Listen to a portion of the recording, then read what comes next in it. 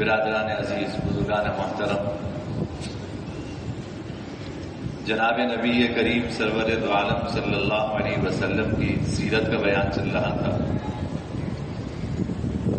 میں نے عرض کیا تھا کہ جناب نبی کریم صلی اللہ علیہ وسلم کو جب نبوت کی دولت ملی تو آپ نے خفیہ طور پر اسلام کی دعوت دینا شروع کی۔ ابھی آپ کو اس کی اجازت نہیں تھی کہ آپ علل اعلان اسلام کی دعوت دیں، خفیہ طور پہ دعوت دیتے تھے، اور اس کے نتیجے میں ہی کافی سارے حضرات مشرف بے اسلام ہوئے، جن کا ذکر میں نے پچھلے جمعے کیا تھا۔ جب کافی تعداد بڑھ گئی، تقریباً علماء نے لکھا کہ 40 کے قریب افراد مسلمان ہو گئے، تو جناب نبی کریم صلی اللہ علیہ وسلم نے دین کی تعلیم اور تعلم کے لیے، دین سیکھنے سکھانے کے لیے حضرت زید بن ارقم رضی اللہ تعالی عنہ کے گھر کو اپنا مرکز بنایا۔ اسے دار ارقم بھی کہتے ہیں۔ صفا کے پاس یہ گھر تھا جہاں جناب نبی کریم صلی اللہ علیہ وسلم اسلام لانے والے افراد کو دین سکھاتے تھے، اور یہیں سے لوگ حضور کا پیغام لے کے جاتے تھے اور جا کر دوسروں کو خفیہ طور پر اسلام کی دعوت دیا کرتے تھے۔ 3 سال تک تقریباً یہی سلسلہ اسی طرح خفیہ طور پہ جاری رہا۔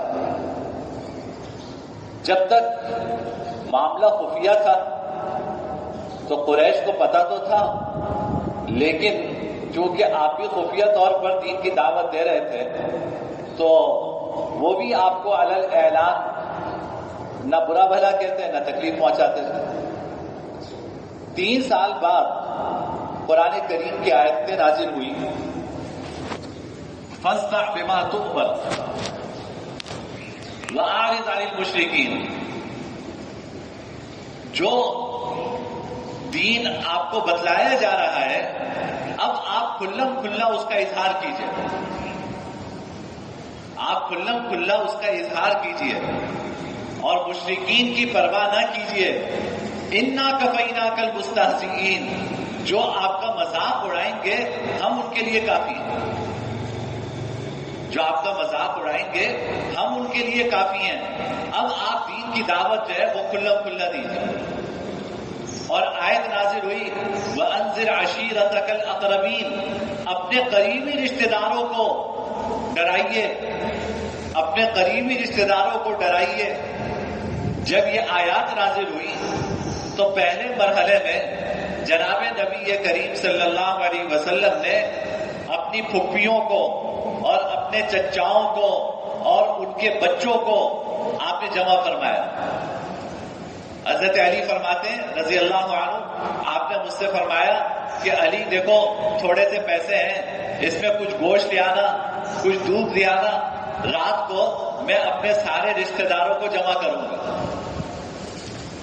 حضرت علی فرماتے ہیں کہ 40 سے زیادہ لوگ جمع ہوئے، اللہ نے اسی تھوڑے سے گوشت میں اتنی برکت عطا فرمائی کہ سب نے کھا لیا، اور اسی تھوڑے سے دودھ میں اتنی برکت عطا فرمائی کہ سب نے پی لیا، اور حضور کے اس معجزے کا سب نے اپنی آنکھوں سے مشاہدہ کیا۔ جب کھانے پینے سے فارغ ہو گئے تو ابو لہب کو پتا تھا، ابو لہب تو آپ کا چچا تھا، ابو لہب کو پتا تھا کہ اب یہ اپنے دین کی دعوت دیں گے، یہ کہیں گے کہ اللہ ایک ہے، یہ کہیں گے کہ محمد اللہ کے رسول ہیں، یہ ہمارے بتوں کی مخالفت کریں گے۔ اس نے کہا بھائی چلو کھا پی لیا، اٹھو چلو۔ اس نے آپ کی بات سننے نہیں دی۔ دوسرے دن آپ نے پھر جمع کیا، اور پھر جمع کر کے آپ نے اپنی پھپھیوں کو دعوت دی، کہا کہ صفیہ بنت عبد المطلب دیکھو میں تمہیں ڈرا رہا ہوں اپنی پھپھی سے خطاب کر کے فرمایا میں تمہیں بتا رہا ہوں کہ اللہ کے سوا کوئی معبود نہیں، میں اللہ کا رسول ہوں، مجھ پر ایمان لے آؤ۔ آپ نے فرمایا کہ صفیہ اگر ایمان نہیں لاؤ گی میں تمہیں آگ سے نہیں بچا سکوں گا۔ ایک ایک کو خطاب کر کے آپ نے دعوت دی کہ ایمان میں داخل ہو جاؤ۔ پھر دوسرے مرحلے میں آپ نے پورے قریش کو جمع کیا۔ قریش کے مختلف قبائل تھے، ان سب کو صفا کے پہاڑ پر جمع کیا۔ آپ نے فرمایا کہ دیکھو اگر میں تمہیں یہ کہوں کہ پہاڑ کے نیچے وادی میں دشمن حملہ آور ہے، وہ تم پر حملہ کرنے والا ہے، تم میری تصدیق کرو گے؟ انہوں نے کہا کہ کیوں نہیں کریں گے، ہم نے آپ کو ہمیشہ سچا پایا۔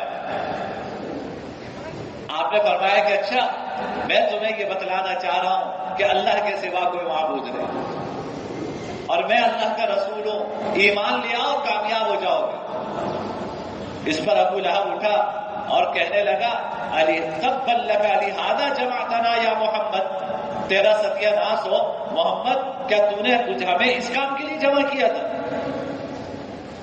یہ دعوت دینے کے لیے ہمیں جمع کیا تھا؟ اور برا بھلا کہتا ہوا اور پورے قریش کو لے کر وہ چلا گیا۔ اس پر آیات نازل ہوئی تبت یدا ابی لہب وتب ما اغنى عنه ماله وما کسب۔ یہ پوری صورت مختلف مراحل میں اس موقع پہ نازل ہوئی۔ اب یہ جب علل اعلان دعوت کا کام شروع ہوا اور آپ نے علل اعلان لوگوں کو اللہ کی طرف بلانا شروع کر دیا، اب قریش جو ہے وہ پریشان ہو گئے۔ اب انہوں نے جناب نبی کریم سرور دو عالم صلی اللہ علیہ وسلم کو تکلیف پہنچانے کی فکر کرنی شروع کی کہ کس طرح محمد کو اذیت دیں، تکلیف پہنچائے کہ یہ اسلام کی دعوت دینے سے باز آ جائے۔ یہ ہمارے بتوں کو احمق کہتے ہیں، ہمارے بتوں کو جاہل کہتے ہیں، ہمیں جاہل کہتے ہیں، ہمیں ناواقف کہتے ہیں، حالانکہ ہمارے آباء و اجداد صدیوں سے ان بتوں کی عبادت کرتے چلے آ رہے ہیں۔ ہم اپنے بتوں کی یہ برائیاں نہیں سن سکتے۔ چنانچہ اب یہ یہاں سے جب علل اعلان دعوت کا سلسلہ شروع ہوا تو یہاں سے جناب نبی کریم صلی اللہ علیہ وسلم کی ایذا رسانی کا سلسلہ شروع ہوا۔ آپ کے صحابہ کو بعد میں تکلیف پہنچائی گئی، پہلے جناب نبی کریم صلی اللہ علیہ وسلم کو اذیت دی گئی۔ سب سے پہلے ابو لہب اٹھا، اس کے دو بیٹے تھے عتبہ اور عتیبہ، ان دونوں بیٹوں سے جناب نبی کریم صلی اللہ علیہ وسلم کی دونوں بیٹیوں کا رشتہ طے تھا۔ حضرت رقیہ کا عتبہ سے رشتہ طے تھا، ام کلثوم کا عتیبہ سے رشتہ طے تھا۔ ابو لہب اپنے گھر گیا اور اپنے بیٹوں سے کہا کہ میں تمہاری شکل نہیں دیکھوں گا جب تک تم محمد کی بیٹیوں کو طلاق نہ دو۔ ابھی رخصتی نہیں ہوئی تھی لیکن نکاح ہو گیا تھا، رشتہ طے تھا۔ عتبہ نے طلاق دی اسی وقت حضرت رقیہ کو۔ عتیبہ جو دوسرا بیٹا تھا اس نے کہا میں ایسے نہیں طلاق دوں گا، میں محمد کے منہ پہ جا کر طلاق دوں گا۔ یہ گستاخ بارگاہ رسالت میں آیا اور جناب نبی کریم سرور دو عالم صلی اللہ علیہ وسلم کے منہ پہ تھوکا اور منہ پہ تھوک کر کہا کہ میں تمہاری بیٹی کو طلاق دیتا ہوں۔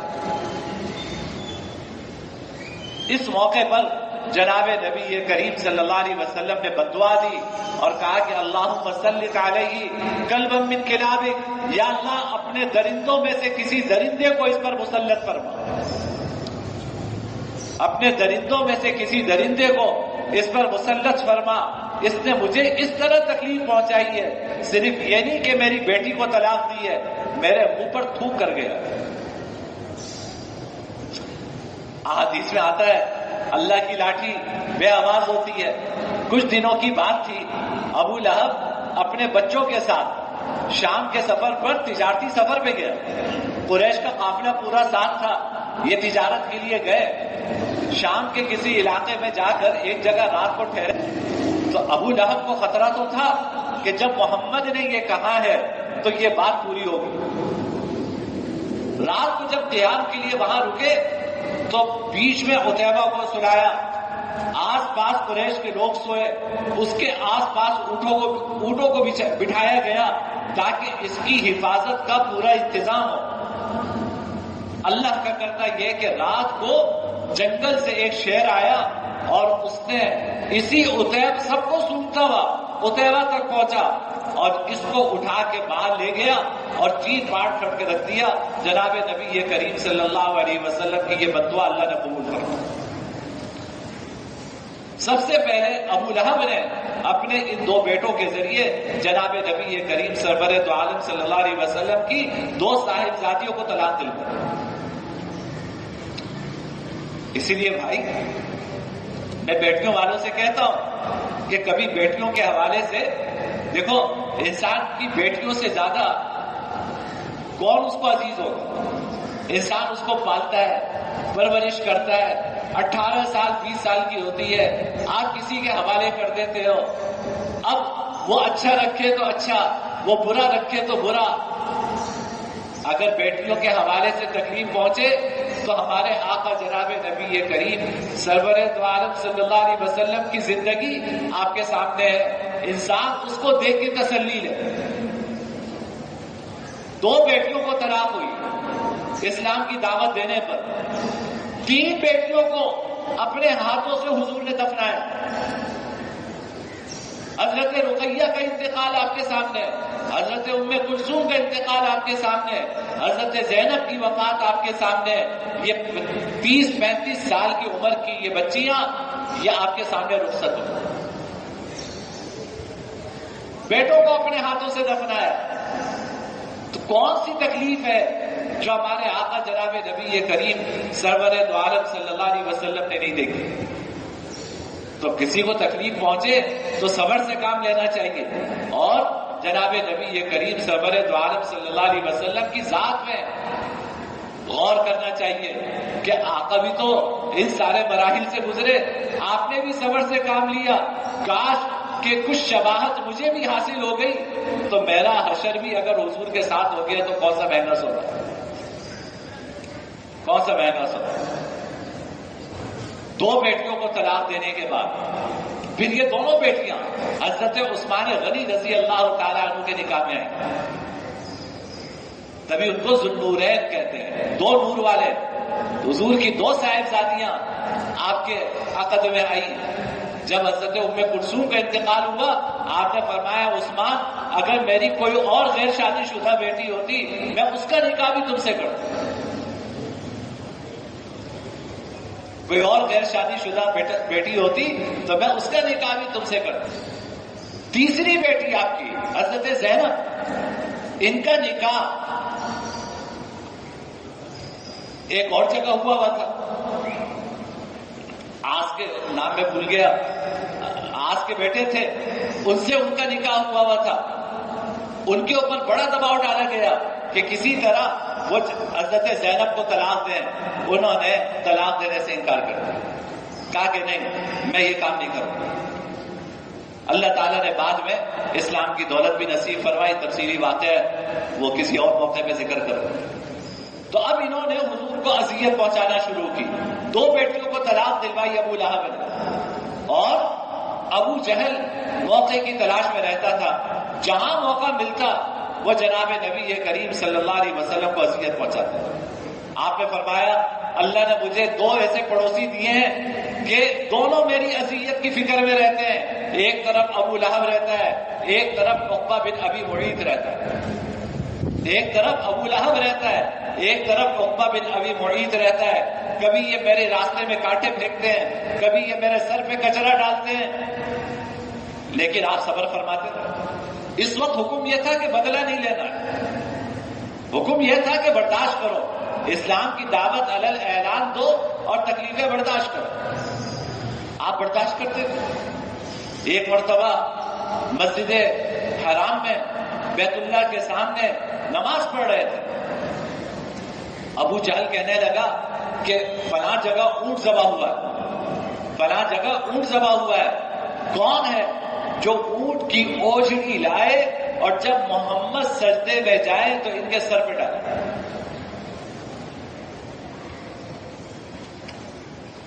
یہ بدبخت عقبہ بن ابی معیط اٹھا، کہا کہ یہ کام میں کروں گا، اور یہ گیا۔ جب حضور سجدے میں گئے، آپ کی پشت پر اونٹ کی اوجھڑی لا کے اس نے ڈالی۔ کسی کی ہمت نہیں تھی، لوگ اسلام قبول کر چکے تھے بہت سارے، لیکن ان کی ہمت نہیں تھی کہ اعلان آ گیا تھا۔ کسی نے حضرت فاطمہ کو بتایا، 4-5 سال کی بچی تھی، وہ دوڑتی ہوئی آئی اور کسی طرح کر کے آپ کی پشت سے وہ اوجھڑی ایک طرف کی، تو آپ نے اپنا سر جو ہے وہ سجدے سے اٹھایا۔ اس موقع پر جناب نبی کریم صلی اللہ علیہ وسلم نے ان دشمنوں کو بددعا دی جو تماشا دیکھ کر ہنس کے لوٹ پوٹ ہو رہے تھے، اور اللہ تعالیٰ نے ان سب کو، جو لوگ اس میں شریک تھے، غزوہ بدر میں سب کا صفایا فرمایا، غزوہ بدر میں سب کا صفایا فرما دیا۔ لیکن اتنی اذیت و تکلیف پہنچے، آپ کبھی میلہ کہیں لگتا، آپ وہاں دعوت دینے پہنچتے، کبھی پتہ لگتا کوئی تجارتی قافلہ ہے، آپ ان کے ہاں دعوت دینے پہنچتے، کبھی انفرادی دعوت، کبھی اجتماعی دعوت، لوگوں کو دعوت دے رہے کہ یا ایھا الناس قولوا لا الہ الا اللہ تفلحون، اے لوگوں کہہ دو اللہ کے سوا کوئی معبود نہیں، تم کامیاب ہو جاؤ۔ ایک صحابی کہتے ہیں کہ میں باہر سے آیا، اس وقت اسلام قبول نہیں کیا تھا، میں نے دیکھا کہ ایک شخص یہ کہتا آ رہا ہے کہ قولوا لا الہ الا اللہ تفلحون، کوئی اس کے سر پہ مٹی ڈال رہا ہے، کوئی اس کے منہ پہ تھوک رہا ہے، کوئی اس کے اوپر کچرا ڈال رہا ہے، وہ یہ کہہ رہا ہے یا ایھا الناس قولوا لا الہ الا اللہ تفلحون، اے لوگوں کہہ دو اللہ کے سوا کوئی معبود نہیں، تم کامیاب ہو جاؤ۔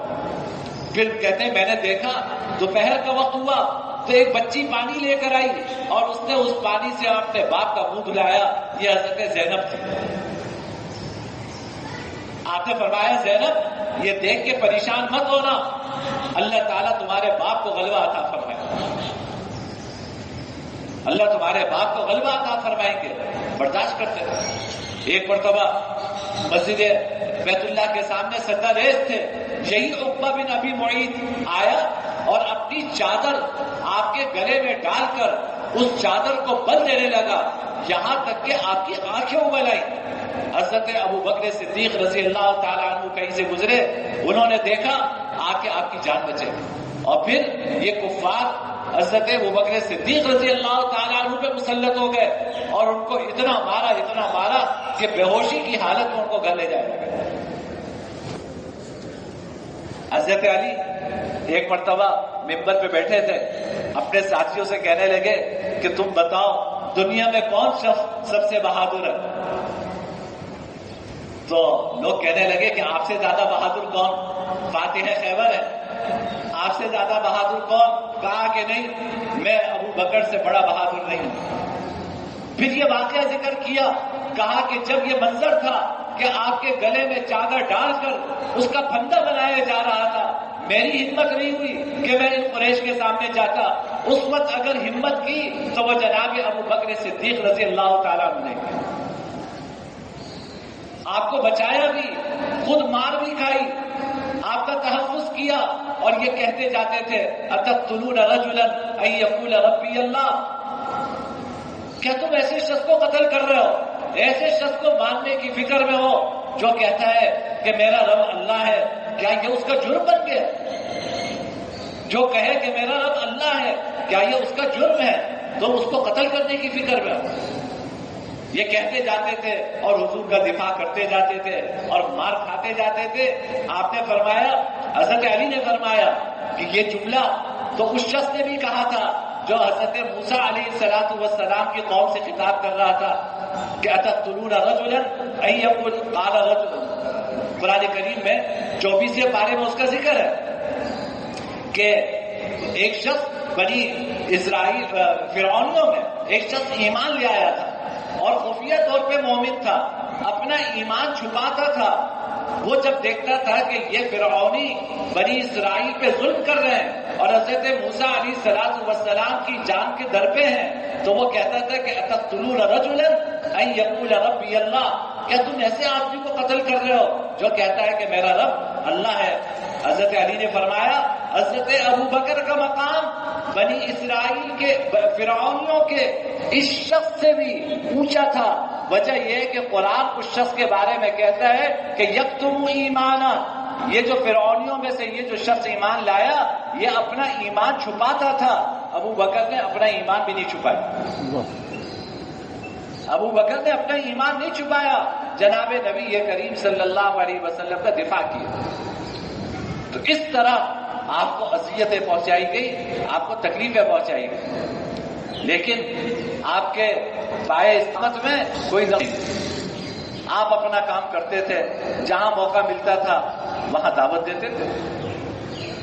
یہاں تک کہ جب حج کا زمانہ آنے لگا تو یہ سب جمع ہوئے، انہوں نے کہا کہ حج کا زمانہ آنے والا ہے، پوری دنیا سے لوگ آئیں گے حج کے لیے، اگر یہ محمد کی بات سنیں گے تو یہ تو پھر یہاں سے یہ پیغام لے کے جائیں گے، ہمیں کیا کریں، ہم کیا کریں؟ ولید بن مغیرہ سب سے بوڑھا تجربے کار ان مشرکین میں تھا، اس نے کہا کہ تم لوگ رائے دو، میں دیکھتا ہوں کہ کس کی رائے اچھی ہے۔ کسی نے کہا کہ ہم محمد کے پیچھے پیچھے پھریں گے، ان کو دعوت دینے نہیں دیں گے، جہاں یہ کسی کو دعوت دیں گے ہم کہیں گے کہ یہ کاہن ہے۔ ولید بن مغیرہ کہنے لگا کہ کہانت تو میں بھی جانتا ہوں، محمد جو کلام پڑھتے ہیں یہ کاہنوں کا کلام نہیں۔ کسی نے کہا کہ اچھا یہ کہیں گے کہ یہ شاعر ہے۔ ولید کہنے لگا شعر تو میری گھٹی میں پڑا ہوا ہے، شعر تو ایسا نہیں ہوتا جیسا کلام یہ پڑھتے ہیں۔ کسی نے کہا کہ یہ ساحر ہے، یہ کہیں گے۔ ولید کہنے لگا تمہیں کیا ہو گیا، تم ساحر کہو گے؟ جو جادوگر ہوتے ہیں وہ تو گندے رہتے ہیں، اور محمد تو صاف ستھرے پاک صاف انسان ہے، تم ان کو کیسے جادوگر کہہ سکتے ہو؟ کسی نے کہا کہ ہم کہیں گے کہ یہ مجنون ہے، پاگل ہے۔ ولید بن مغیرہ کہنے لگا کہ مجنون کوئی ایسی باتیں کرتا ہے؟ آخر میں لوگ کہنے لگے یار پھر کیا کہیں؟ کہا کہ ہم کہیں گے کہ بھائی یہ ایسا شخص ہے کہ یہ میاں بیویوں میں تفریق ڈال دیتا ہے، یہ ایسا شخص ہے جو باپ بیٹوں میں دشمنی پیدا کر دیتا ہے، اس سے بچ کے رہنا۔ یہ ایسا کلام پڑھتا ہے کہ باپ بیٹوں میں تفریق پیدا کر دیتا ہے، یہ میاں بیوی میں جدائی پیدا کر دیتا ہے، اس کی بات مت سننا۔